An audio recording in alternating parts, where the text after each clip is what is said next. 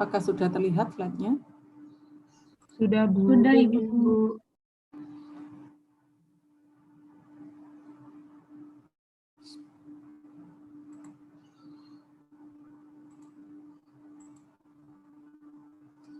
Ya, jadi dari apa yang sudah dipelajari adik-adik, di sini ada arke dan bakteri, kemudian ada eukariot, dan hari ini kita akan diskusikan terkait dengan protista ya. Kalau kemarin kita sudah diskusi tentang fungi. Ya. Nah, kalau melihat urutan sebetulnya justru di sini ya. Kalau kita melihat ini ada prokariot, kemudian eukariot yang paling rendah ini diwakili oleh protista ini, ya kelompok protozoa dan sebagainya. Dalam perkembangannya kalau kita melihat ke arah kiri ini ada beberapa alge yang ada di sini yang akhirnya akan lebih lanjut ini kalau kita lihat akan ke arah plante. Sementara fungi ada di antara plante dan animalia. Nah, mengapa seperti itu? Nanti mungkin adik-adik bisa melihat dari sisi struktur dari sel ya. Bagaimana struktur dari sel fungi, penyusunnya apa, kemudian struktur dari plante ini, maksud saya alge di sini itu mengapa memiliki kesamaan dengan plante ya. Suara saya cukup keras adik-adik ataukah kurang Keras, Ibu. Sudah cukup ya. Oke. Ya, kita melihat langsung di sini. Nah, ini kemarin sudah dipelajari oleh adik-adik bagaimana mendapatkan energi sumber karbon dan sebagainya ya. Kalau kita mengingat ini maka berdasarkan energinya makhluk hidup dibagi menjadi fototrof ya.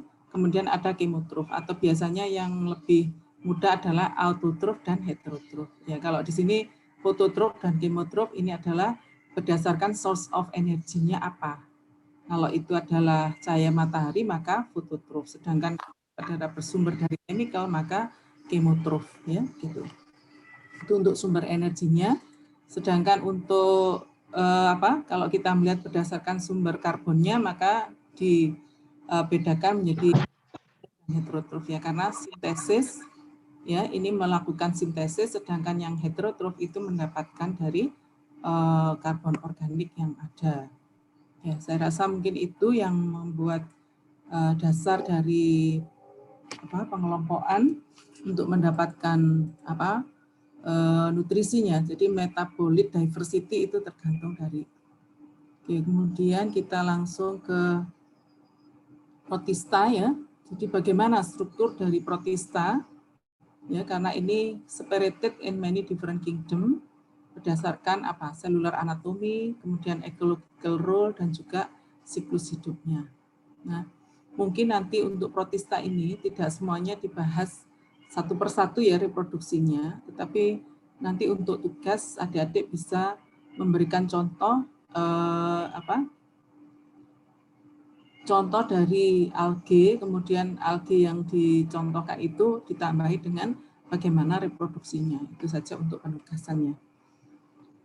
Kemudian kita lanjutkan.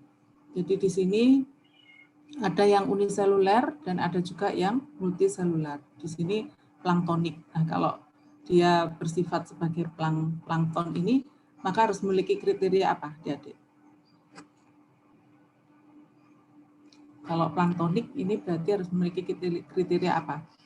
Saya rasa sudah lulus dari mikroskopis, Ibu. Ekologi sudah lulus ya ini. Semester berapa ekologi itu? Semester 3. Semester 3, ya Ibu. Ya, jadi saya rasa Bu Catur sudah banyak berbicara ya tentang plankton dan sebagainya. Nah, kriteria apa yang harus dimiliki oleh ini planktonik ini? Ya, kalau tadi ada yang menyampaikan uniselular begitu ya. Ciri yang lain apa yang harus dimiliki oleh plankton ini? Ya, nanti memiliki kloroplas, Bu. Ya, kebanyakan alge akan masuk di kelompok ini. Ya, apa ciri yang lainnya? Ya, ada di sini strukturnya ini adalah mostly uniseluler ya. Jadi uniseluler dengan size yang bervariasi. Kalau kemarin bakteri size-nya sekitar berapa? Ukurannya apa? Kalau di sini kan cukup besar ya, 2 mm. Ya, larger than bacteria. Maka bakteri ukurannya seberapa adik-adik? Masih ingat? 1 sampai 1 10 sampai 10 sampai 10. mikron, Ibu. 10 1 mikron. sampai 10 mikrometer. Ya, Mikron, Ibu. 10 mikrometer. Oke. Kemudian kita lanjutkan. Ya, bagaimana dia ini feeding ya? Bagaimana dia mendapatkan nutrisinya? Kelompok protista ini beberapa ini adalah fotoautotrof, beberapa masuk di heterotrof, dan yang lainnya adalah mixotrof. Nah, sebagai contoh tadi di awal saya sudah menyampaikan berdasarkan sumber karbon dan juga sumber energi. Ya, jadi di sini ada plankton yang fotoautotrof, sehingga ini digolongkan sebagai fitoplankton ya. Karena kita tahu bahwa fitoplankton ini memiliki kemampuan untuk mensintesis karbohidrat ya. Jadi dengan adanya klorofil ya. Kalau dikatakan fito berarti ini menyerupai tumbuhan. Berarti dia memiliki klorofil yang bisa digunakan untuk fotosintesis. Sementara beberapa kelompok protista ini itu juga heterotrof ya, jadi mendapatkan nutrisinya seperti halnya kelompok-kelompok lain yang dia tidak mensintesis sendiri nutrisinya, tetapi mendapatkan dari sumber karbonnya bisa dari bukan dari organisme lain, dari sisa-sisa karbon yang ada di lingkungan. Nah, untuk kelompok plankton yang memiliki sifat heterotrof ini, maka disebut sebagai zooplankton. Nah, sedangkan yang lainnya dia tergolong mixotrof ya, jadi mix itu tropiknya itu mix itu dapat bersifat foto maupun hetero, itu adalah Euglena contohnya. Kemudian apa ciri khas lain dari kelompok protista ini, yaitu adanya alat gerak.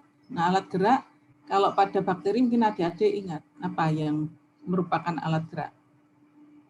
Samakah hal ini? Kalau untuk bakteri kemarin ada flagella, Ada flagella. ya flagella betul. Kemudian kalau silia ini ada nggak? Enggak, Bu. Tidak ada. Adanya filum, Ada. Ibu. Kenapa? Adanya apa? Adanya yang filum. Fili. Fili, ya. Fili itu apakah alat gerak adik-adik? Lebih ke arah untuk membantu reproduksi, Bu. Ya, jadi ini adalah locomotion. Locomotion dalam artian di sini adalah alat gerak. Ada flagella, ada silia. Apakah ada yang lain di bakteri? Masih adakah yang lain? Sama F-nya juga apa? Fimbria. Fimbria. Masih ingat? Ya, apakah itu alat gerak? Ya, masih 2 minggu yang lalu. Ya, sudah lupa. Begitu. Ya. Jadi coba kita meng-compare ya. Nantinya kita meng-compare. Harapannya adik-adik setelah lulus mata kuliah ini, adik-adik bisa memahami. Nah, memang kalau melihat tidak ada praktikum itu pasti pemahamannya berbeda ya. Kalau ada praktikum, insya Allah itu pemahamannya lebih kuat. Tapi mungkin Pak Irfan nanti akan ada beberapa topik yang terkait praktikum yang mungkin akan disampaikan dalam bentuk video mungkin ya. Ini praktikumnya belum mulai ya. Sudah mulai, Bu. Sudah mulai. Yang pertama apa? Praktikum pertama yang diberikan apa? Masih pemahaman terkait laboratoriumnya, Ibu. Sama steril alat bahan. Alat-alat ya, sterilisasi ya. Ya mungkin juga akan ada beberapa mungkin preparat atau apa yang terkait dengan ini. Tapi kalaupun tidak, adik-adik bisa mencari informasi tambahan.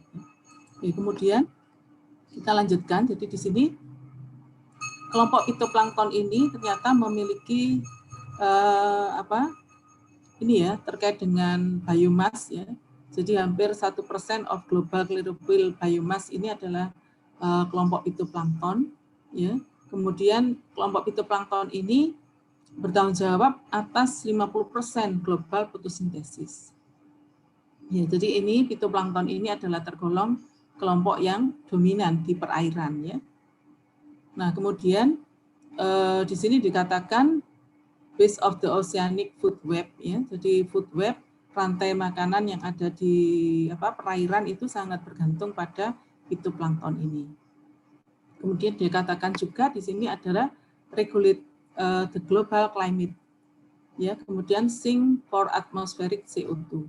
Ya, jadi ini mengatur global climate. Mengapa adik-adik?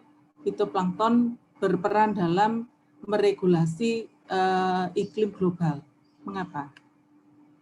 Saya rasa Bu Catur sudah menjelaskan secara detail ya, karena Bu Catur adalah ahlinya terkait dengan plankton gitu. Bagaimana? Mengapa kok dikatakan regulate global climate? Ya, ini menarik sebetulnya. Jadi untuk bahan penelitian dan sebagainya juga cukup menarik sebetulnya ya. Ya, jadi dari perairan yang ada itu dikatakan dia bertanggung jawab terhadap 50% global fotosintesis. Kalau fotosintesis itu apa sih yang dihasilkan adik-adik? Oksigen. Selain oksigen apa yang dihasilkan? Oksigen, Ibu. Ya, selain oksigen apa yang dihasilkan dari reaksi fotosintesis itu? Penyerapan CO2. Apa? Penyerapan karbon dioksida. Penyerapan karbon dioksida. Karbon dioksida yang ada di lingkungan itu dimanfaatkan untuk apa? Sebagai salah satu bahan fotosintesis. Bahan fotosintesis. Pembuatan bahan makanan. Fotosintesis kalau kita mengingat berarti karbonnya berasal dari CO2, begitukah? Iya, Bu. Iya, Ibu. Ya, berarti kalau kita lihat dari sisi itu CO2 yang ada di lingkungan, ya kan, itu digunakan untuk fotosintesis, jadi mereduksi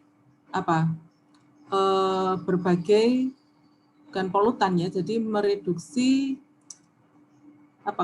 emisi karbon yang ada di lingkungan. Ya, kemudian di sisi lain fotosintesis ini kan menghasilkan oksigen ya. Jadi di sini dikatakan meregulasi iklim global. Ya, jadi kalau misalnya keberadaan fitoplankton ini cukup banyak di suatu perairan, maka dia akan mengambil CO2 yang ada dari lingkungan dan menggantikannya dengan oksigen yang dilepas ke lingkungan. Ya.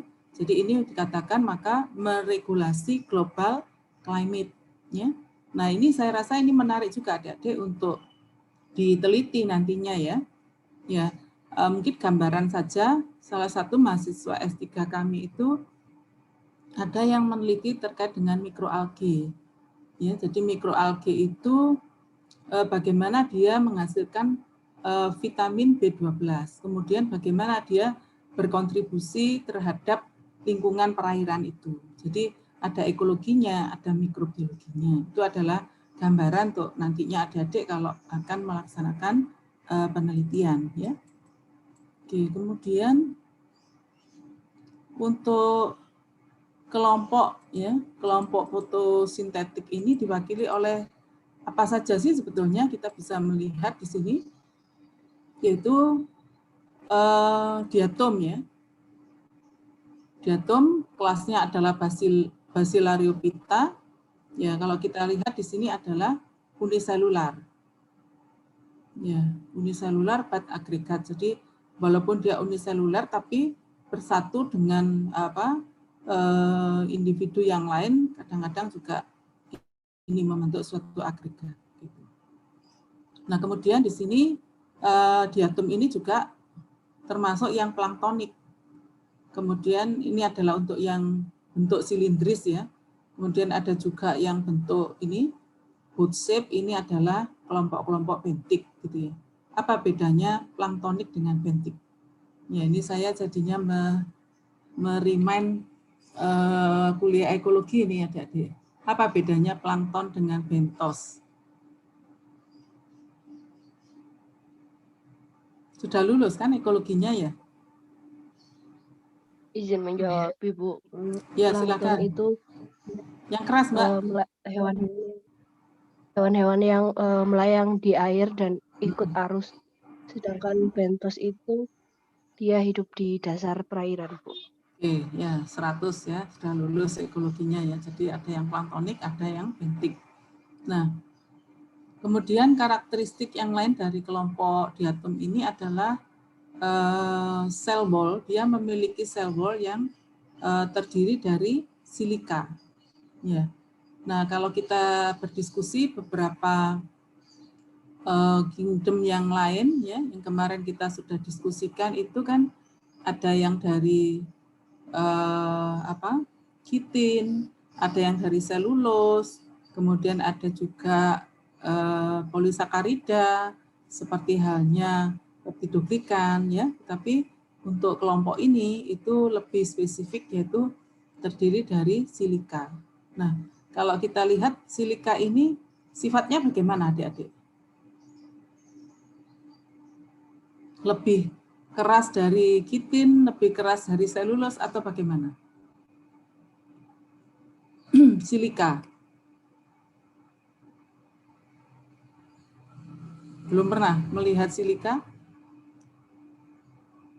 Karakternya apa ini? Kalau SiO2 ini silika berarti lebih Kaku, keras, Ibu. Ibu. lebih keras ya, lebih keras dari sel wall yang lainnya ya. Jadi ini tentunya berhubungan nanti dengan perannya dia di perairan gitu ya. Jadi sel wall-nya terdiri dari silika. Oke. Kita lanjutkan ya di sini. Ini tadi adalah kelompok fotosintetik ya. Jadi ini adalah beberapa gambaran yang lain dari kelompok diatom tadi. Jadi peran utamanya adalah kalau tadi fungsi ekologi atau peran adalah primary producer ya. Jadi produsen primer. Karena apa? Karena dia mampu melakukan fotosintesis ya. Jadi ini adalah karakter yang lain ya. Kemudian diatom ini diwakili oleh apa? Contohnya ya. Ini tadi mungkin agak terlewat. Jadi di sini ada beberapa pigmen yang dimiliki oleh kelompok diatom ini. Ya, antaranya ada pigmen apa? Carotenoid pigmen yaitu disebut sebagai fucosantin kalau itu berwarna yellow ataupun coklat gitu ya. Ada juga diatom yang memiliki pigmen seperti ini. Kemudian kalau kita lanjutkan di sini, metabolit lain yang dihasilkan itu contohnya adalah domoic acid ya. Nah, apa peran dari domoic acid ini? Mungkin nanti bisa dicari gitu ya, apa peranan dari acid ini. Nah, kemudian yang lain dari khasnya diatom ini adalah adanya shell ya. Apa itu shell? Berarti shell itu Cangkang. Cangkang, Bu. kenapa? Cangkang. Ya, jadi ada ada lubang-lubang yang mana lubang-lubang ini adalah berhubungan dengan cahaya dapat masuk, kemudian juga di sini perannya adalah perforasi antara gas maupun nutrien yang ada. Ya. Nah, kemudian bagaimana reproduksi dari kelompok diatom ini? Nah, di sini dikatakan ada juga yang aseksual dan ada yang seksual. Ya. Jadi untuk aseksual di sini ada cell division. Nah, kalau kita lihat berarti hampir menyerupai kelompok prokariot ya di sini. Sedangkan di sini untuk yang seksual adanya egg dan sperm ya. Oke. Kemudian kita lanjutkan kelas yang lainnya yang mewakili fotosintetik protista yaitu kelas dinoflagellata.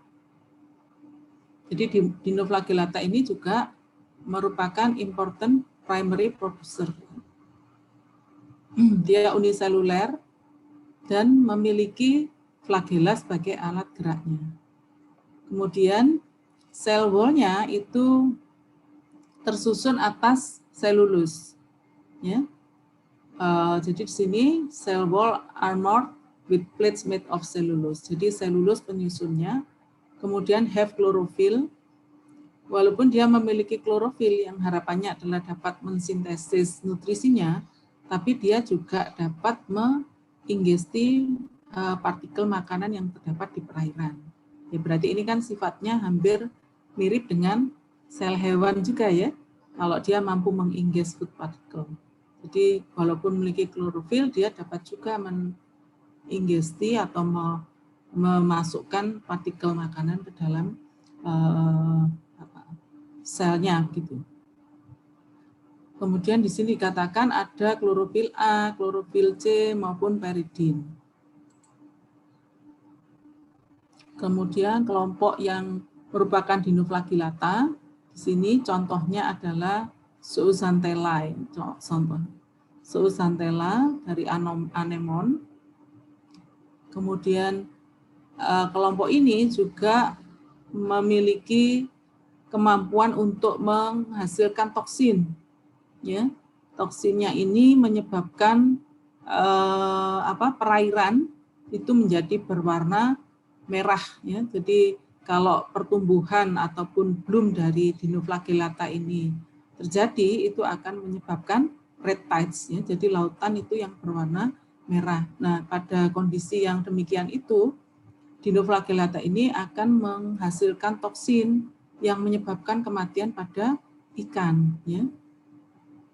Jadi kelompok, nanti ada gambarnya bagaimana red tides itu, beberapa kelompok dinoflagellata ini juga bioluminescence. Ya. Kemudian beberapa ada juga yang bersimbiosis dengan organisme yang lainnya yang nantinya disebut sebagai Zooxanthella ini. Ya. Bagaimana red tides itu dapat terjadi? Kita bisa melihat kondisi red tides adalah seperti ini, lautan yang berwarna merah. Mungkin beberapa saat yang lalu itu di Cina itu sempat terjadi ya kondisi red tides ini. Nah, kondisi yang seperti ini karena algae tadi menghasilkan toksin, maka akan menyebabkan kematian pada ikan. Ya. Nah, kalau ikannya sudah mati, sebaiknya juga tidak dikonsumsi oleh manusia karena sesedikit apapun toksin yang ada di dalam ikan ini nantinya kan bisa juga terakumulasi di dalam tubuh kita gitu. Nah, kalau kejadian yang di Indonesia sepertinya belum sempat ya ada informasi terkait dengan red tide itu, belum pernah. Tapi kalau misalnya perairan itu tercemar oleh deterjen yang pernah, kalau nggak salah di mana ya waktu itu, sampai benar-benar seperti seperti salju begitu busanya di Jawa Barat kalau nggak salah ya, di Bogor atau di mana itu adalah pencemaran oleh deterjen. Nah, itu pun juga akan menutup suplai oksigen ke perairan sehingga menyebabkan kematian pada berbagai organisme yang ada di perairan termasuk ikan. Ya.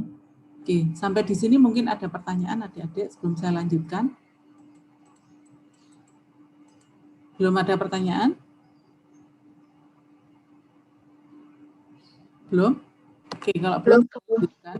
Oke, ya.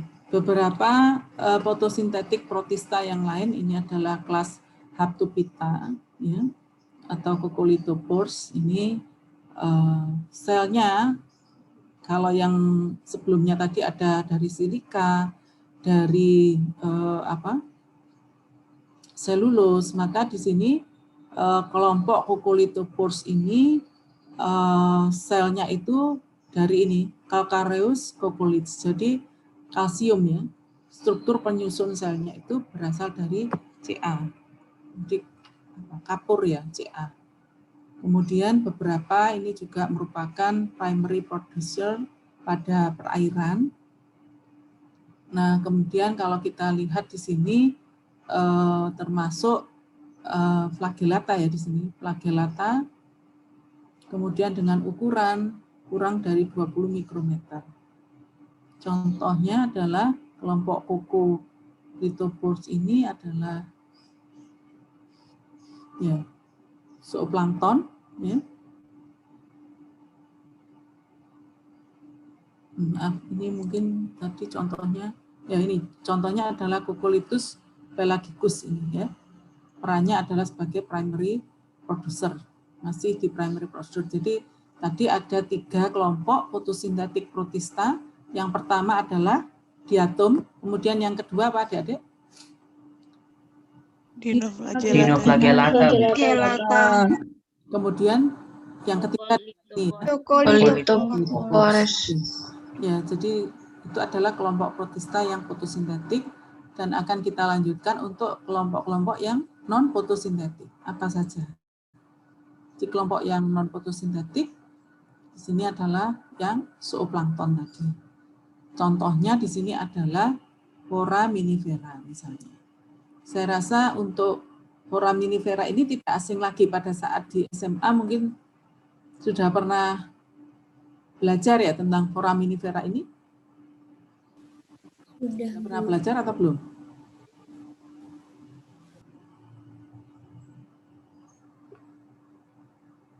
Mungkin lupa ya, sudah 4 semester. Ya, coba kita lihat kelompok foraminifera ini dengan merupakan filum granuloreticulosa. Jadi foramen ini adalah little hole, jadi adanya lubang di selnya ya. Jadi di sini foramen atau ferrotubia. Jadi little hole, kemudian ini adalah planktonic protozoa, animal like protist ya. Karena apa? Non fotosintetik.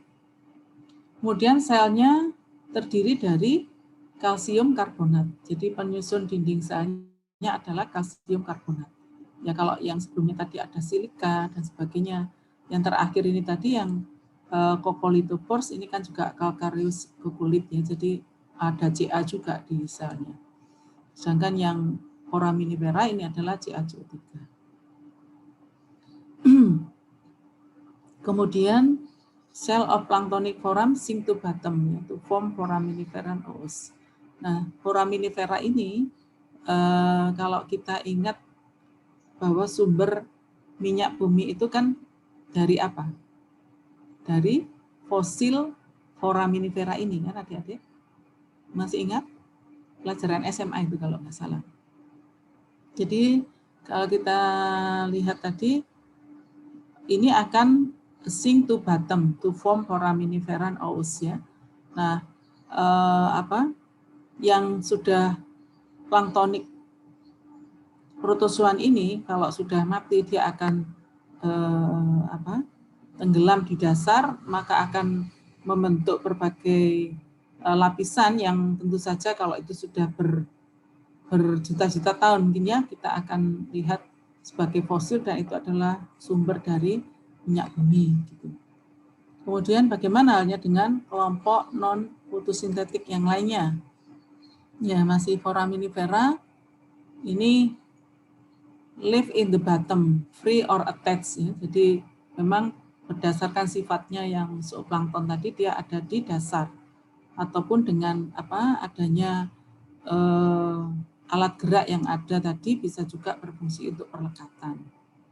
Nah kemudian karakteristik yang lain ya, karakteristik yang lain dari foraminifera ini ternyata dia adalah important contributors dalam coral reef ya and sandy beach ya. Nah ini kalau Bermuda Beach ini kan ada di mana adik-adik? Adanya di mana? Di luar negeri atau di mana? Bermuda Pink Beach ada di mana? Ya ini karena biasanya dulu ada pengetahuan umum ya. Kalau di SMP atau SMA itu ada pengetahuan umum yang kita bisa tahu macam-macam itu. Kalau zaman saya dulu ada mungkin bukan PSBB ya, pelajaran apa ya yang di SMP pun sudah ada itu berbagai informasi. Nah kalau di Indonesia, kalau ini tadi nggak tahu ya ada di mana. Kalau di Indonesia pernah tahu ada Pink Beach? Di Flores. Tahu. Ada di Lombok, Ibu. Di Lombok? Ya. Di Flores. Ada Pink Beach. Ya, Bu, di Lombok. Yang lain ada di mana? Di Flores, Bu. Di? Flores. Flores, betul. Jadi di Flores, dari mana? Yang menjawab ini tadi dari Flores kah? Enggak ya? Enggak, Bu.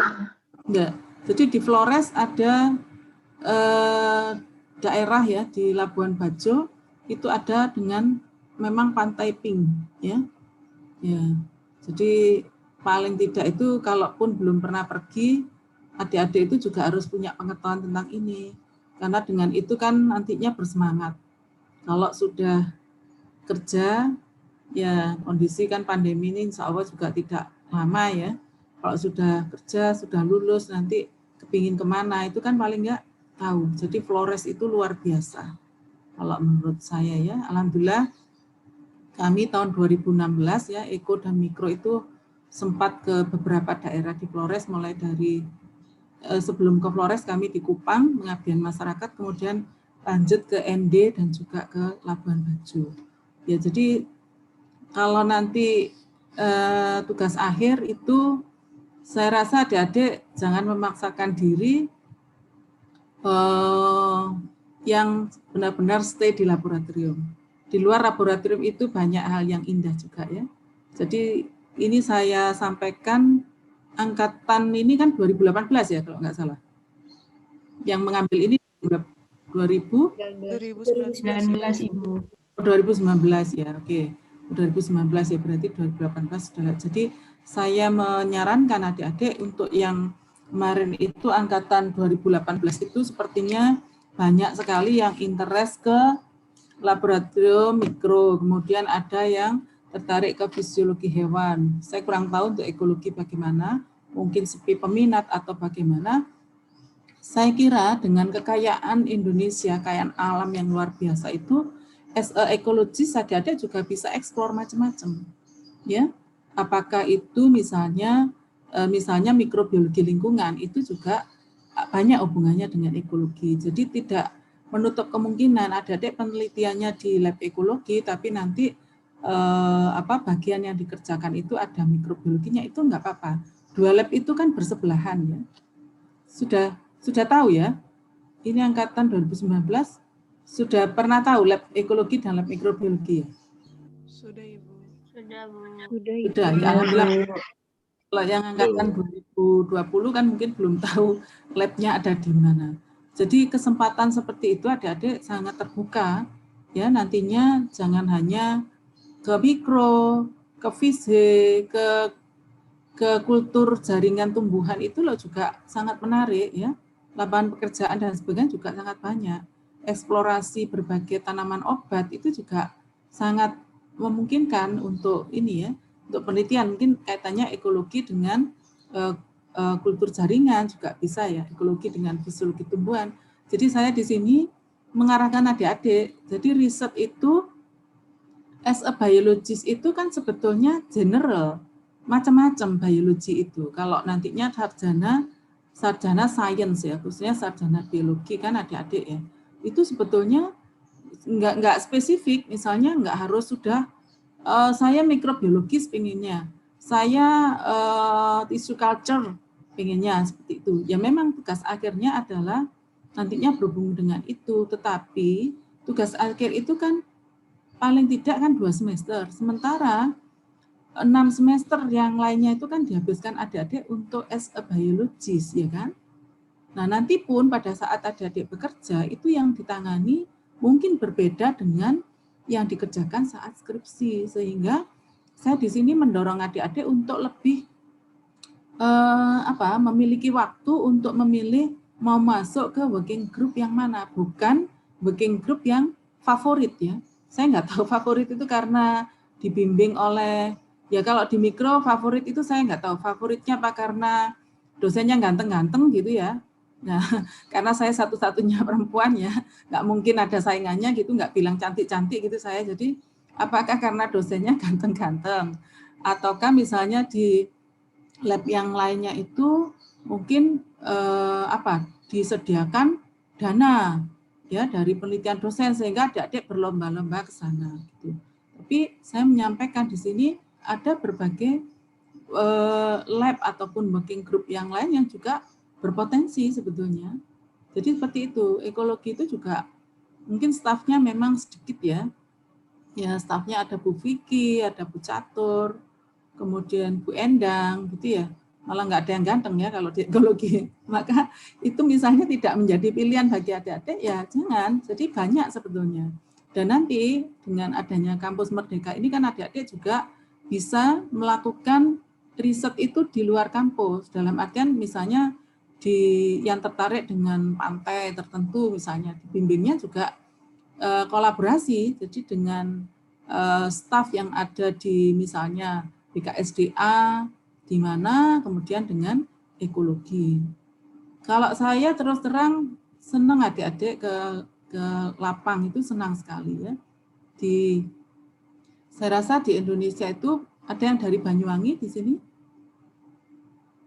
Ya, Banyuwangi itu sangat potensi dan sepertinya bupati yang sebelumnya itu juga sangat ini ya, sangat gencar sekali melakukan internasionalisasi Banyuwangi. Nah, kalau seperti itu adik-adik nanti juga bisa dibimbing oleh Pak Lukman ya. Pak Lukman itu yang Baurekso Banyuwangi ya. Jadi punya banyak akses di Banyuwangi sana. Jadi nanti bisa dibimbing oleh Pak Lukman.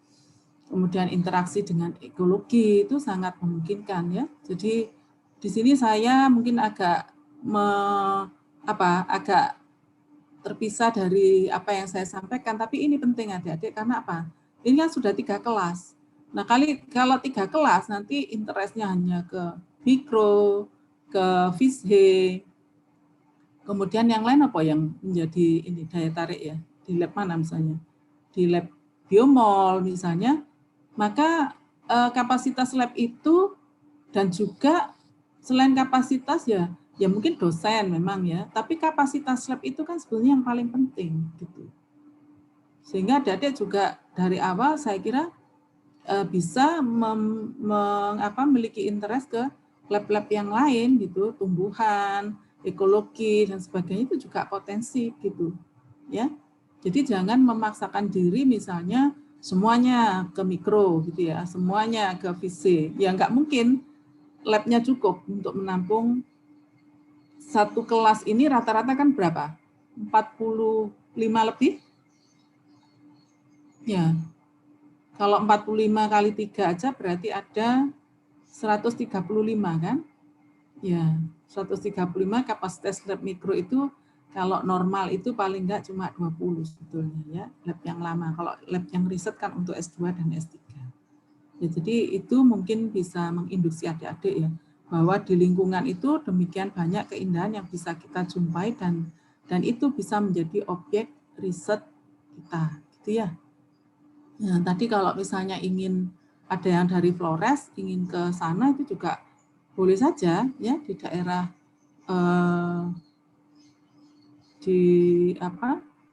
daerah Labuan Bajo, kemudian daerah ada alumni kami yang di Lembata ya, kemudian ada juga yang saat ini sedang penelitian dengan ayam kampung itu di daerah Manggarai ya.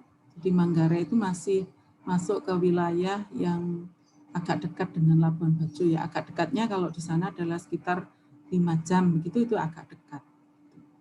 Ya, jadi ada Pink Beach itu tadi. Oke, kemudian kita lanjutkan. Ya, ini adalah beberapa contoh foraminifera. Kalau kita melihat memang dari gambar ini kan jelas kapur ya, CaCO3, kemudian adanya berbagai lubang, adanya pori-pori di sekitar sel ya dari seluruhnya. Ya, setelah non-fotosintetik yang foraminifera, kita bisa beralih ke yang lain, yaitu yang radiolaria. Jadi kelompok ini memiliki pseudopod, ya. Jadi ada pseudopodia semacam pseudopod yang dimiliki oleh amoeba. Tapi kalau kita lihat tadi struktur dari dinding selnya itu keras ya, tadi terdiri dari kalsium, maka pseudopodia itu tidak bisa bergerak bebas seperti halnya pseudopodia pada amoeba ya. Jadi kalau yang tadi adalah CaCO3 penyusun dinding selnya, sedangkan untuk yang radiolaria ini dengan struktur yang menyerupai ini terdiri dari silika. Ya. Nah, untuk kelompok radiolaria ini adalah planktonik. Ya. Kalau foraminifera tadi kan apa? Bentik ya, karena ada di dasar. Sedangkan ini adalah planktonik. Nah, kalau kita lihat, ya tadi ada ini pseudopodia pada diotum ini, di sini ada pertanyaan why gitu ya. Nah, kemungkinan untuk apa peran pseudopodia ini?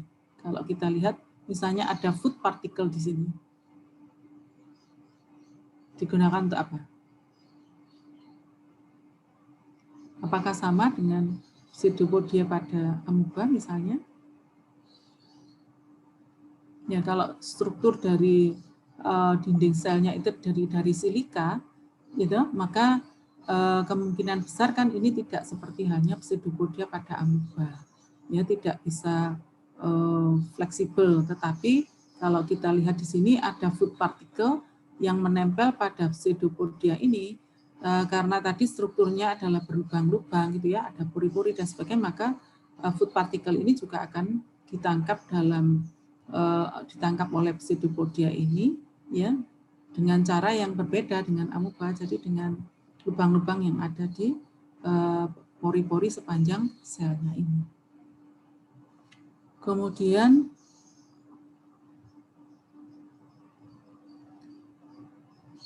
ya kita lihat bahwa open waters throughout ocean ya, jadi dia hidup di perairan gitu ya, throughout ocean, jadi di perairan khususnya di lautan. Nah, kita bisa melihat ya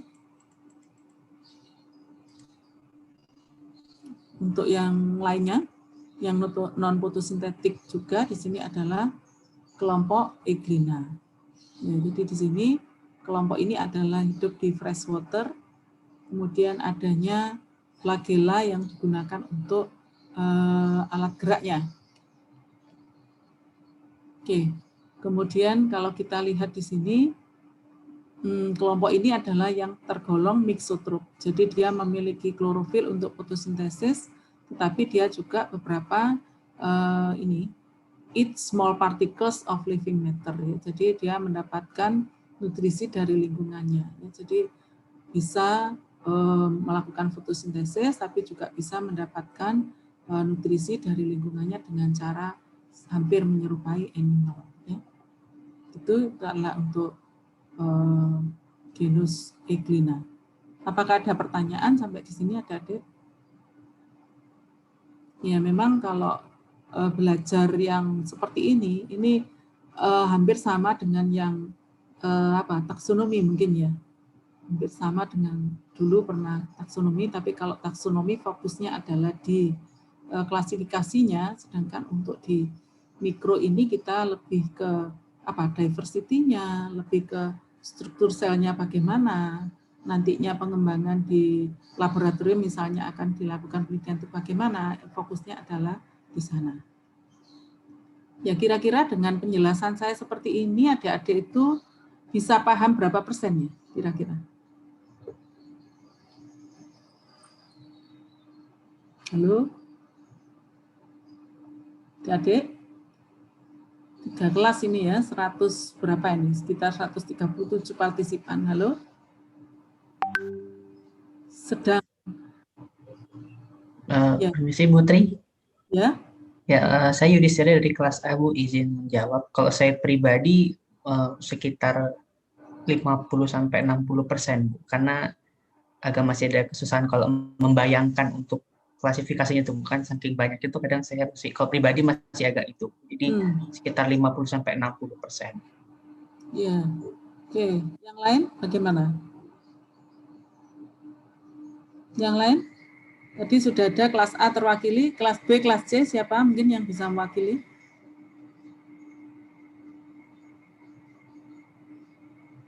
Iya Ibu, saya Naila dari kelas C. Yang keras Mbak? Halo, apa suara saya bisa masuk? Ya, sudah terdengar ya. Silakan. Iya, saya Naila dari kelas biologi C. Kalau buat saya sendiri sekitar 40-60% Bu, karena saya harus membaca juga agar paham sepenuhnya Bu. Ya. Jadi ini ya, kelas B mungkin ada yang mewakili?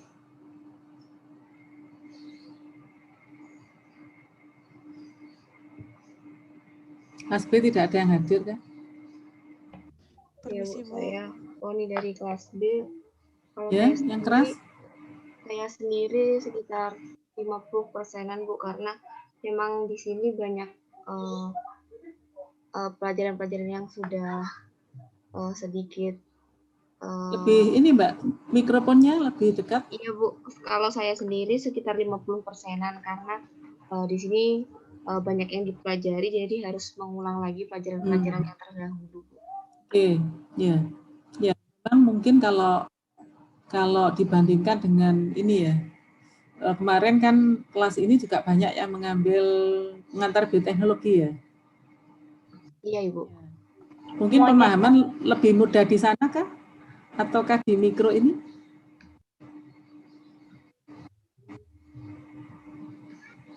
Bagaimana? Permisi, Bu. Saya Nisa dari kelas biologi B. Kalau Yang dari keras, saya lebih baik, dekat ke mikrofonnya. halo, Bu. Kalau dari saya pribadi lebih mudah memahami yang di mikro, Bu, karena menurut saya untuk yang di bioteknologi itu lebih banyak hal-hal yang baru, terutama mungkin dalam penerapannya di laboratorium seperti Bu. Sedangkan dari kami sendiri karena masih daring seperti ini, jadi pemahamannya untuk yang di lab masih bayang-bayang seperti itu, Bu. Oke, yang lain silakan memberikan komentar. Ya. Yang lain? Nisa tadi dari kelas apa? Kelas B? Iya, Ibu, kelas B. Yang lain silakan.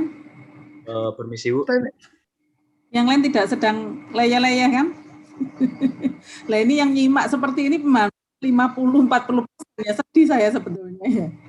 Kalau ditinggal leyeh-leyeh apalagi berapa persen kira-kira. Kan saya tidak tahu adik-adik kondisinya dalam kondisi apa begitu ya.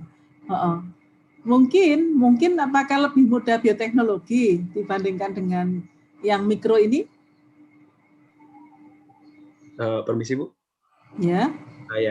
Sebelum perkenalkan, nama saya Agung dari kelas biologi C. Kalau dari saya pribadi lebih memahami di mikrobiologi. Kenapa? Karena untuk di bioteknologi sendiri itu menurut saya seperti yang dibilang Nisa juga sih tadi, kayak baru bagi kita semua di sini karena cukup sulit juga sih untuk memahami beberapa hal yang baru. Dan kalau saya pribadi juga lebih tertarik ke ilmu-ilmu yang seperti dulu. Namanya siapa? Agung Wiweka. Ya. Ini ayahnya juga Wiweka. Enggak ya? Enggak, Bu. Enggak, oke. Karena saya punya kakak kelas ya, namanya Satrio Wiweka gitu ya. Bukan ya ternyata. Bukan, Bu. Bukan, oke.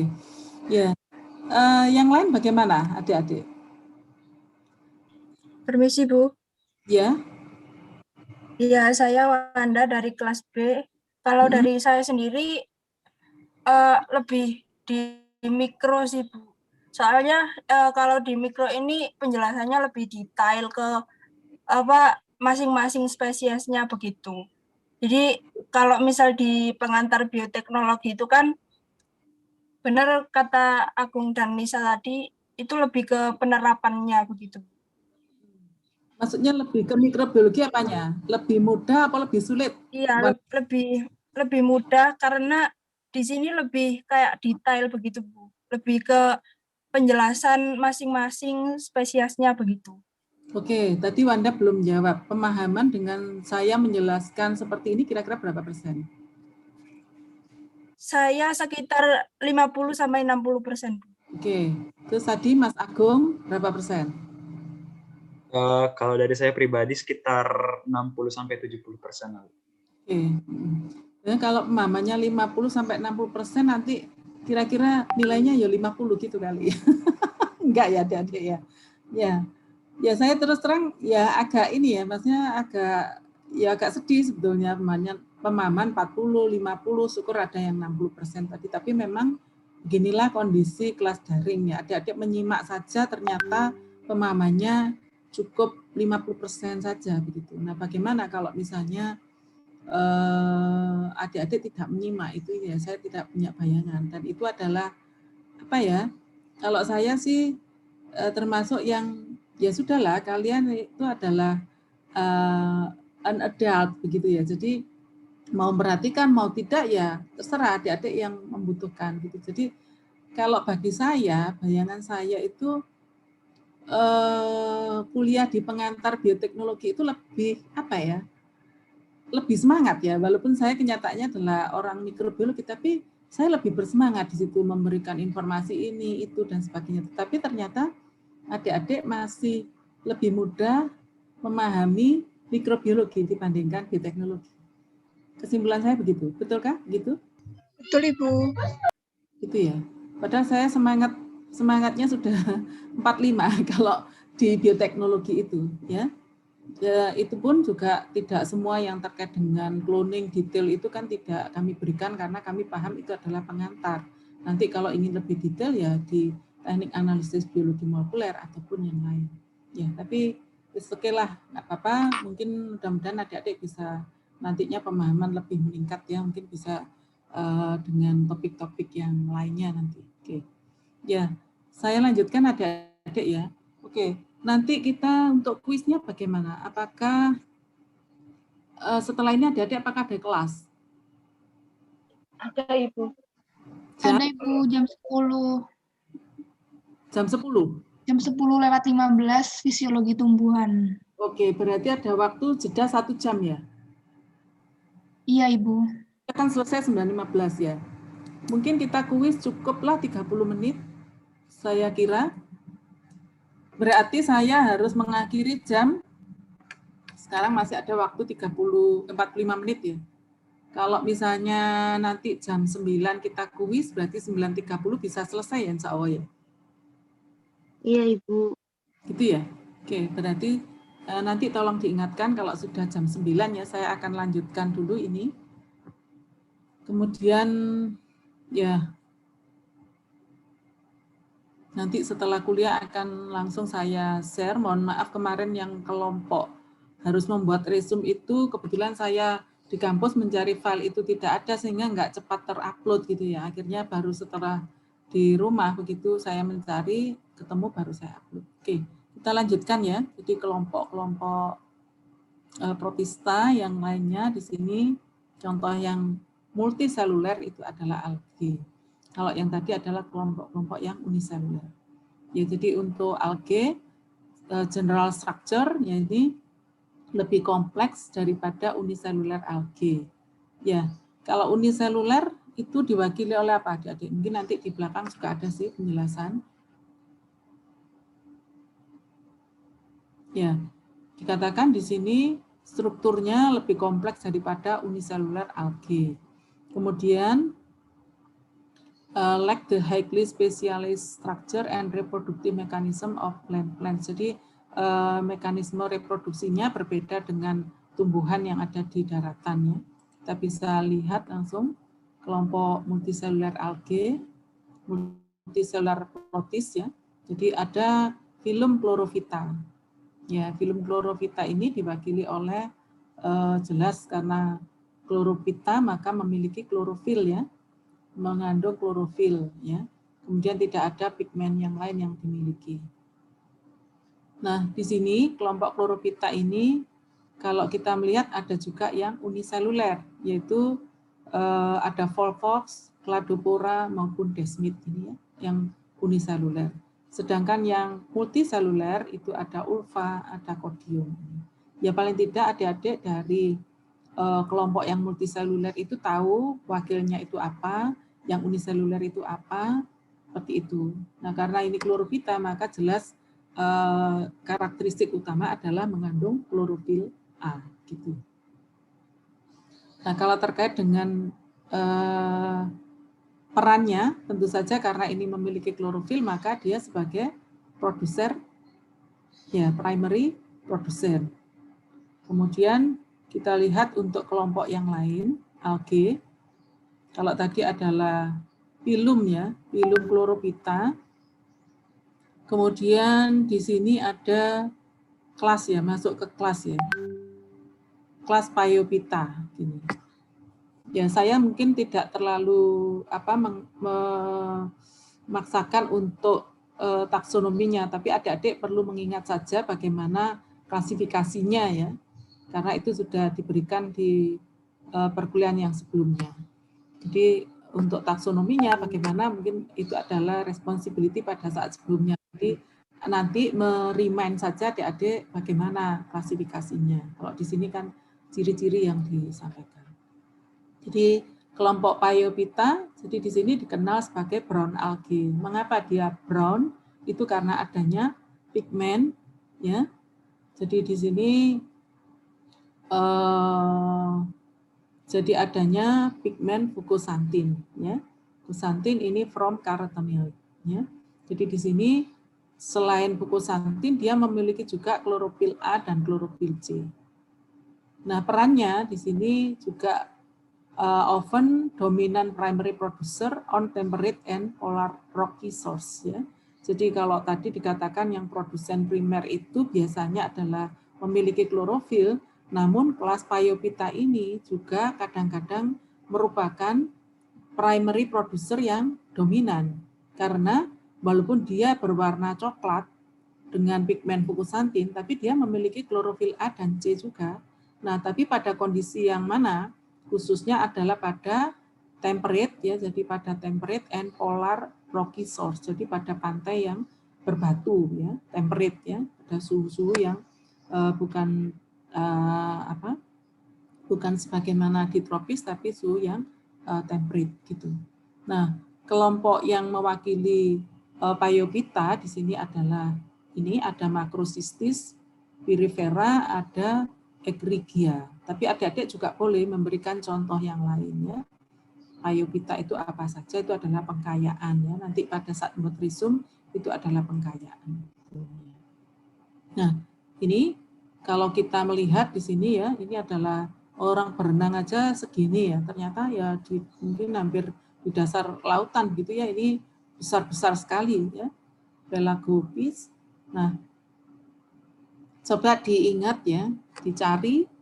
Adik-adik itu kan saat ini ya, karena sudah Korea begitu ya. Sebetulnya kalau nori itu kan dari Jepang ya, tapi Korea juga mengkonsumsi. Saya alhamdulillah pernah melihat langsung nenek-nenek itu memanen rumput laut ya yang ada di lautan itu, kemudian itu akan digunakan untuk nori. Rumput laut jenis yang dipakai untuk nori itu apa? Coba nanti dicari ya adik-adik. Pada saat saya tanyakan adik-adik sudah tahu. Ya, itu tadi sedikit sekilas ya bahwa ya sebagai alumni dari biologi itu memang katakanlah nantinya itu akan menjadi apa dan sebagainya, itu juga tergantung kita. Ya pada saat itu ya saya, Bu Catur dan Bu Wiwit itu ya nggak tahu ya, mungkin sudah jalannya ya. Kami mendaftar di UB dan alhamdulillah diterima semua. Kemudian ya dengan bidang masing-masing. Nah, kemudian alhamdulillah saya punya kesempatan studi ke Jepang. Waktu itu juga Prof. Sutiman yang mendorong-dorong. Jadi awalnya ada beasiswa apa, saya nggak tahu, tiba-tiba nama saya dipanggil dengan salah satu teman waktu itu masih dari Poltek kalau nggak salah untuk wawancara. Tapi ternyata saya tidak lolos di beasiswa itu, dan Prof. Sutiman menyarankan untuk beasiswa yang lain, dan alhamdulillah bisa mendapatkan beasiswa Monbusio saat itu. Kalau saat ini adik-adik itu beasiswa itu terbuka untuk umum, jadi tidak hanya dosen. Kalau dulu yang punya kesempatan studi lanjut itu ya hanya dosen. Kalau saat ini sudah terbuka luas, apalagi ada beasiswa LPDP dan sebagainya.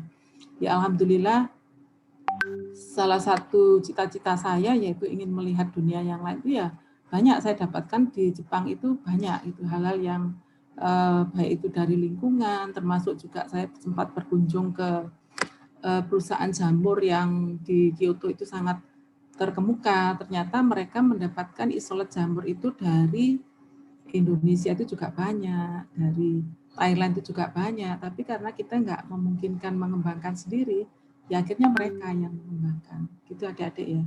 Jadi selagi muda itu bagi saya melanglang buana itu apa saja itu bisa adik-adik lihat ya.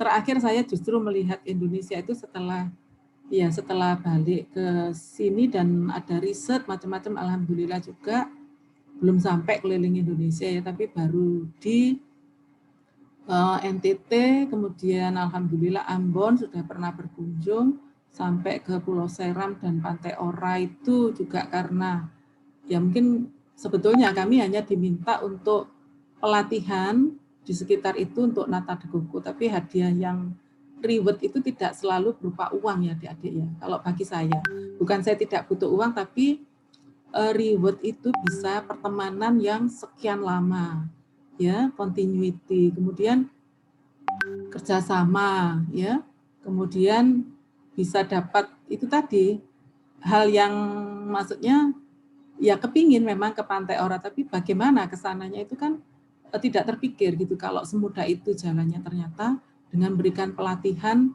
membuat nata de coco di daerah Pulau Seram itu, ternyata kami di depannya itu sudah pantai, dan pantai itu sekitar bukan memakai speedboat ya, tapi perahu yang biasa terbuka itu sudah bisa dapat reward untuk ke Pantai Ora. Itu saya rasa itu prinsip-prinsip yang itu tadi, karena saya juga walaupun mikrobiologi juga senang gitu, ekologi dan sebagainya. Kemudian itu tadi bagaimana menjaga pertemanan dan sebagainya. Kemudian dengan bukan klien ya, karena bukan ini. Jadi ada permintaan kalau bisa seperti ini, kami meminta bantuan ini, itu adik-adik jangan melihat uangnya berapa dulu ya. Itu yang paling penting kalau bagi saya ya, prinsip hidup. Dan alhamdulillah pertemanan itu yang justru tidak bisa dinilai dengan uang. Jadi dari Sabang sampai Merauke itu alhamdulillah adalah teman-teman dimanapun, termasuk juga alhamdulillah saya mengurusi S2 selama 6 tahun dan insya Allah untuk S3 ini sudah berjalan 2 tahun. Itu alumni kita dari berbagai wilayah Indonesia itu adalah punya kontribusi yang sangat kuat gitu.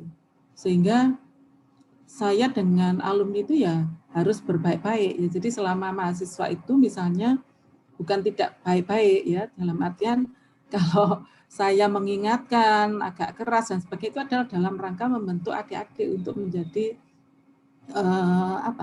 untuk menjadi orang yang nantinya di lingkungan itu bisa survive begitu. Ya, termasuk sisi lain yang saya sampaikan seperti ini adalah dalam rangka membentuk adik-adik gitu ya. Jadi nantinya harus bagaimana. Jadi memang kondisi saat ini itu yang kita nggak menutup mata. Kebutuhan materi itu sangat penting, tapi bagi saya itu bukannya saya tidak butuh uang, sekali lagi saya tekankan, tapi rezeki dan sebagainya itu akan datang dengan sendirinya gitu. Ya kita berteman dan sebagainya, ketulusan hati, membantu teman dan sebagainya, itu akan mendatangkan rezeki sendiri, dan itu saya alami. Alhamdulillah dengan alumni UB yang banyak tersebar di wilayah Indonesia itu juga pada saat kami ke Ambon juga ada alumni kami, pada saat ke Flores juga ada alumni yang bergabung dengan baik itu penelitian maupun pengabdian masyarakat kami. Ya mungkin itu adik-adik hal-hal yang menyenangkan yang mungkin bisa menambah semangat saat pandemi ini supaya nanti pada saat sudah berakhir pandeminya kuliah itu lebih bersemangat lagi gitu ya. Oke. Saya rasa itu ini yang mewakili kelompok Alga Coklat. Kemudian yang berikutnya adalah ya mungkin ini tadi keliru ya, mungkin film ya. Ini kalau melihat di sini ada film Chlorophyta ya, kemudian ini ada mestinya film Phaeophyta karena di sini adalah film Rhodophyta ya. Nanti coba dicek lagi adik-adik ya. Kemudian kelompok Rhodophyta dengan red algae ini, maka pigmen yang terkandung adalah phycobilins ya. Jadi di sini biasanya untuk Rhodophyta ini adalah marine, all multicellular. Kemudian common beberapa more spesies dan green brown combine ya. Jadi ada beberapa juga yang ada kombinasi ya antara green brown juga. Kemudian untuk Rhodophyta ini kebanyakan adalah soft bodies ya. Jadi hampir untuk semuanya, chlorophyta, phaeophyta, rhodophyta ini almost semuanya ini most soft bodies ya. Nah, jadi mengapa kalau selnya itu termasuk soft? Karena penyusunnya sebagian besar untuk kelompok alge apa? Dinding selnya penyusunnya apa?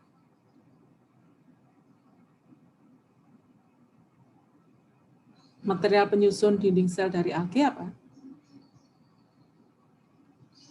Kan hampir mirip dengan tanaman. Berarti apa penyusunnya? Selulosa, Bu.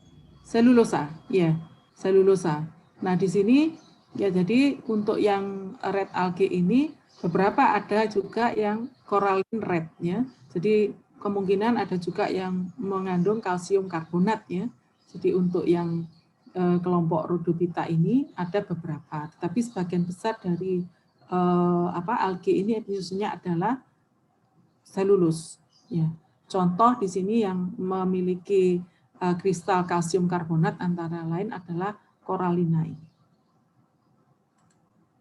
Ya, ini contoh yang lain adalah Halimeda, kemudian Porphyra ini adalah yang soft ya. Kalau kita lihat sementara ada juga yang corallin seperti ini. Ya. Untuk slide yang pertama ini akan saya akhiri, kemudian ada slide yang berikutnya. Apakah ada pertanyaan sampai di sini adik-adik? Apakah ada pertanyaan? Ya. Kalau tidak ada pertanyaan, kita lanjutkan atau kita akhiri? Permisi, Bu. Ya. Ya, saya Nisa dari kelas biologi B, Bu. Tadi kan Ibu mengatakan untuk film Rhodophyta ini kan dinding selnya ada yang keras dan lembut seperti itu, Bu. Itu dipengaruhi oleh apa ya, Bu? Kok bisa memiliki dua tipe dinding sel yang berbeda seperti itu? Ya, jadi kemungkinan adalah tempat hidupnya, ya, tempat hidupnya, kemudian peran dia. Kalau tempat hidupnya kita lihat tadi di perairan, maka cenderung yang memiliki soft body. Tetapi pada saat dia berada di batu-batuan, itu kan juga harus beradaptasi dengan lingkungan itu. Jadi tempat atau habitat di mana dia hidup itu juga akan mempengaruhi maksudnya peran. Jadi yang memiliki kalsium karbonat itu akan hidup di mana, yang sedangkan yang hanya selulus akan hidup di mana, itu sangat penting seperti itu. Ya. Jadi tergantung dengan habitatnya. Oke, ada pertanyaan lain? Mbak, siapa tadi yang bertanya? Sudah, Ibu, terima kasih. Oh, Mbak Nisa, oke. Ya. Oke, mungkin ada pertanyaan yang lain? Ya, oke, itu ada chat ya. Oh, itu maksudnya, oh, sudah. Oke, kita lanjutkan.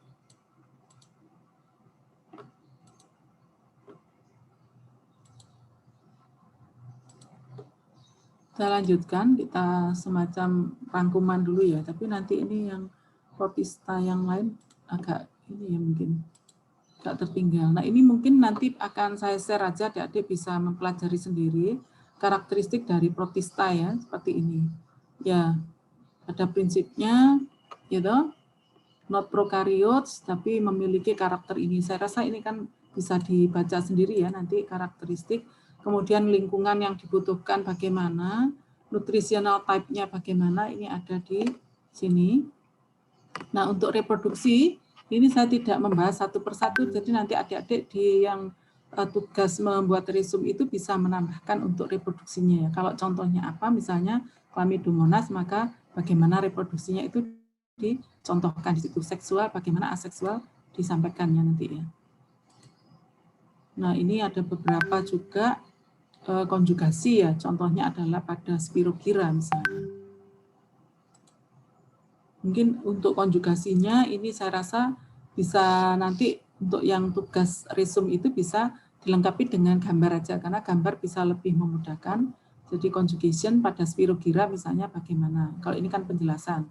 Ada conjugation tube, ya, kemudian different cell dari Spirogyra bersatu, membentuk sigot di sini, kemudian pada kondisi yang memungkinkan dia akan spora akan mengalami meiosis, kemudian membentuk haploid filamen yang baru dan sebagainya. Mungkin itu dalam gambar saja biar mudahkan. Kalau di sini sudah ada keterangan-keterangan. Ya, ini jadi semacam summary ya adik-adik ya. Di summary yang waktu itu saya ambilkan dari beberapa sumber. Jadi kelompok yang move dengan pseudopodia itu bagaimana? Filum yang mana? Kemudian nutrisi, mendapatkan nutrisinya bagaimana? Ya, kemudian diatom misalnya, dia terdiri dari silika, dia berfotosintesis ya. Kemudian yang lain yang berfotosintesis apa saja gitu ya. Kemudian bagaimana pergerakannya dengan menggunakan apa. Ya. Ini saya rasa mungkin semacam summary ya. Nanti saya akan share di GCR-nya. Jadi ini adalah beberapa kelompok kemudian yang membentuk ini sporozoa belum kita diskusikan ya terkait dengan amoeba dan sebagainya. Ya mungkin ini tidak perlu saya jelaskan. Kita beralih ke yang terakhir, slide yang terakhir tentang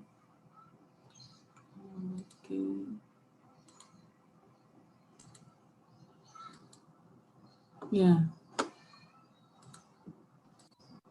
Sudah terlihat ya slide-nya ya? Sudah, Ibu. Sudah, Bu.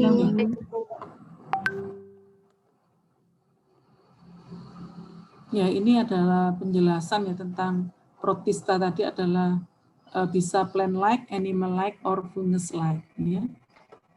Contohnya seperti itu. Karakteristiknya ini tadi sudah saya jelaskan, ini adalah tambahan.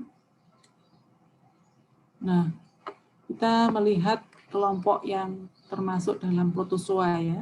Jadi protozoa ini adalah animal-like protist ya. Kalau tadi kita membahas yang mungkin lebih ke plant-like protist, ini adalah yang protozoan. Ya. Dikatakan di sini protozoa berarti little animal. Nah, kemudian little animal maka memiliki berbagai hal ya. Di sini all protozoa digest their food in stomach-like. Ya. Jadi suatu kompartemen ya yang disebut sebagai vakuola. Ciri khas dari protozoa ini adalah adanya vakuola. Ya. Kemudian kalau dari segi ukuran di sini 1/5000 atau 1/50 inci atau mungkin gampangnya di sini 5 sampai dengan 500 mikrometer. Ya, kalau tadi kelompok-kelompok yang termasuk algae sampai berapa? 2000 berarti 2 mm ya. Ini kan 0,5 mm. Jadi kelompok protozoa masih lebih kecil dibandingkan dengan yang kelompok algae tadi walaupun ada uniseluler ataupun multiseluler tadi. Nah, protozoa ini diklasifikasikan menjadi 3 general group ya. Nah, bagaimana mengklasifikasikan ini adalah berdasarkan alat gerak yang dimiliki. Ya, jadi alat gerak yang dimiliki yang pertama adalah filum Rhizopoda. Ya, Rhizopoda ini adalah amoeba. Ya, jadi di sini Rhizopoda ini memiliki pseudopodia. Ya, pseudopodia ini digunakan untuk mendapatkan nutrisi ya. Jadi untuk tadi mengambil nutrisi kemudian masukkan ke dalam selnya dengan pseudopodia. Jadi Rhizopoda diwakili oleh amoeba. Kita bisa melihat di sini amoeba syaratnya adalah living in water or moist place ya. Jadi di tempat-tempat yang lembab atau berair, kemudian they have a cell membrane but no cell wall ya. Ada membran selnya tapi tidak ada cell wall ya. Jadi di sini adanya pseudopodia tadi kan memudahkan untuk pergerakan mendapatkan nutrisi. Mungkin adik-adik bisa cari tambahan informasi, berarti sel membrannya tersusun atas apa di sini? Dia tidak memiliki cell wall. Kalau dikatakan tadi kan untuk protista ini, kelompok ini adalah yang mendekati animal-like. Ya, kita tahu bahwa kalau yang algae dan sebagainya tadi kan plant-like, sehingga tersusun atas selulus, ada cell wall. Sementara yang animal-like ini, kita tahu bahwa sel animal tidak memiliki dinding sel, tapi hanya memiliki membran sel. Nah, apakah penyusun dari sel membran pada amoeba ini apakah memiliki kemiripan dengan sel membran pada animal? Coba itu nanti dicari informasinya.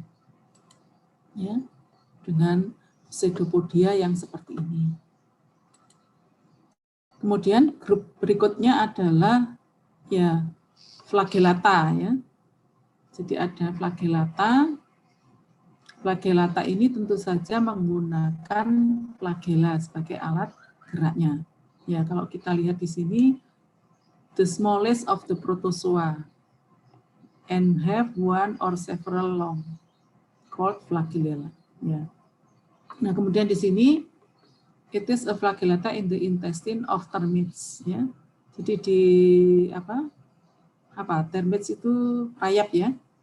Di intestine ini terdapat kelompok flagellata which enable them to eat wood. Ya, jadi flagellata yang dapat mengkonsumsi kayu ya. Sehingga di sini dia bersimbiosis flagellata dengan termites ini. Nah, simbiosisnya dalam bentuk apa adik-adik? Kalau di sini flagellatanya bisa memakan kayu, sedangkan flagellata ini ada di intestin dari termites. Kira-kira simbiosisnya apa? Flagellata dengan termites ini. Mutualisme, Ibu. Oke, mutualisme berarti si flagellata menyediakan apa? Kalau dia mampu meng-eat wood ini berarti dia punya enzim. Wood ini sebagian besar terdiri dari apa? Kayu ini, selulosa. Selulosa, Ibu. Ya, jadi flagellata ini mampu menghasilkan enzim selulitik yang bisa mendegradasi kayu ini, ya. Kemudian ada di ususnya termites, berarti dia memberikan support untuk nutrisi bagi termites ini, ya kan? Karena wood bisa didegrade dan menghasilkan kemungkinan adalah glukosa yang dikonsumsi termites. Sementara si termites menyediakan habitat bagi flagellatanya. Itu ya. Nah, ini adalah contoh ya. Kita bisa melihat ini adalah contoh-contohnya. Kemudian yang lainnya adalah filum Cilioporae. Nah, dikatakan di sini these are generally the largest protozoa. Di ukuran yang protozoa yang besar itu dibagi oleh kelompok Cilioporae. Nah, alat geraknya melihat namanya ini adalah memiliki alat gerak yang disebut sebagai cilia. Ya. Dikatakan di sini they eat the other two types of protozoa as well as bakteri. Jadi cilia ini juga ditemukan di habitat yang akuatik. Nah, kemudian yang lain, kelas protozoa yang lain adalah ini, filum Sporozoa. Nah, Sporozoa ini hampir semuanya adalah parasit dan non-motif. Ya. Jadi kalau kita hasil diskusi kita di sini, berarti protozoa dibagi menjadi berapa filum adik-adik? 4, Bu. 4, Ibu. Oke, 4. Yang pertama adalah Rhizopoda. amoeba dengan ini ya, pseudopodia tadi ya, rhizopoda ya. Iya, Ibu. Diberi oleh amoeba dengan alat geraknya pseudopodia. Kemudian yang kedua, flagellata. Kemudian yang berikutnya yang ketiga, ciliata.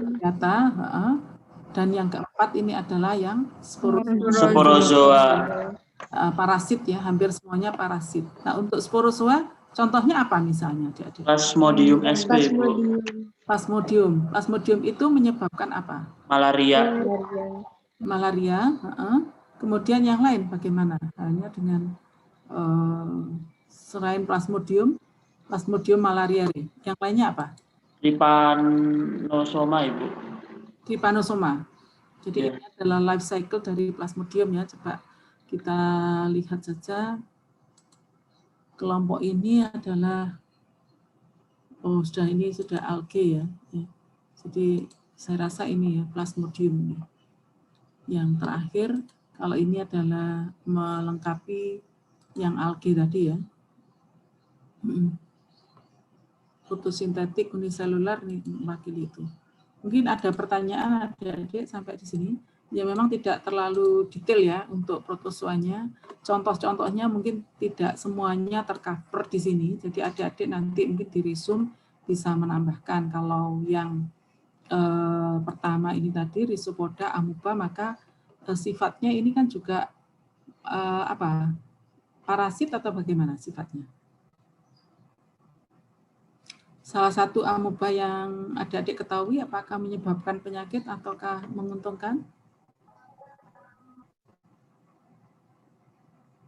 Amuba ini menyebabkan apa? Penyakit kah? Mungkin Disentri, Bu. ya, amuba ya, itu kan salah satu penyebab disentri, maka penyebab penyakit juga ya.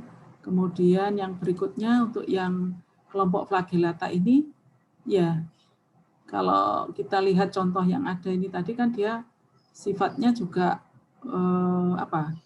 Dia bersimbiosis ya, tapi sebetulnya dia mendapatkan nutrisi dari kayu, ini kan bahan organik yang sudah mati dan sebagainya, mestinya ini kan bukan parasit ya, kalau yang ada di sini. Ya.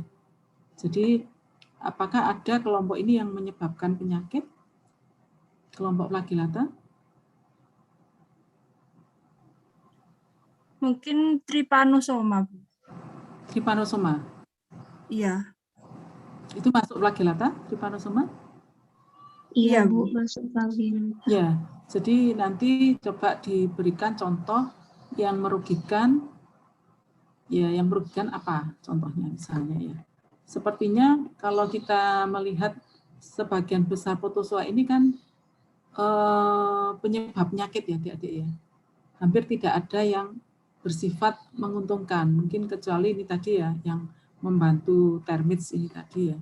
Tapi ini pun sebetulnya kalau kita pikirkan merugikan. Kalau kayu yang bukan sisa-sisa biomasa tapi kayu yang ada di rumah diserang kan sebetulnya merugikan juga.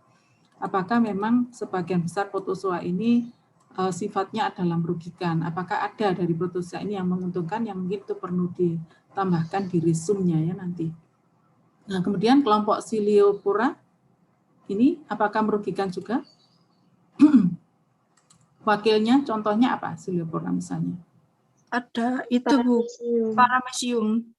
Paramecium? Iya, Bu. Paramecium ini bersifat menguntungkan atau merugikan?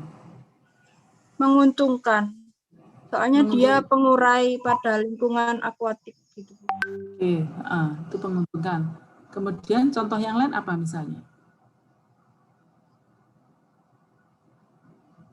Ya, jadi mungkin itu tambahannya adik-adik, peran terkait dengan fungsi atau peran di lingkungan yang menguntungkan apa, yang merugikan apa, itu mungkin perlu tahu ya. Nah, kalau untuk sporozoa ini, ya kalau melihat parasit and non-motil gitu ya. Berarti ini kan sebagian besar untuk yang sporozoa ini hampir tidak ada yang menguntungkan ya. Sebagian besar ya memang sepertinya parasit semua yang masuk ke sini. Selain Plasmodium apa contohnya?